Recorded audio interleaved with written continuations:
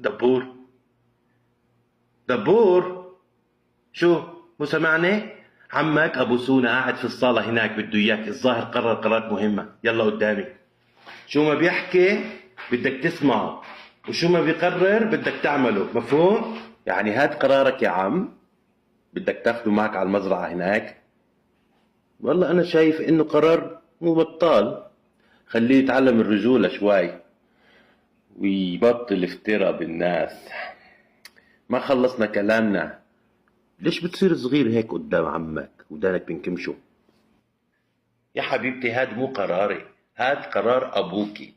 هو اللي قرر ياخد دبور عنده على المزرعة من شان يربيه من أول وجديد ويعلمه الرجولة. وتوتا رح تيجي تقعد عنا هنا كم يوم، مفهوم؟ بدون مشاكل يا سونا، فاهمة ولا لا؟ فاهمة؟ بنشوف. هلأ الندم ما رح ينفع.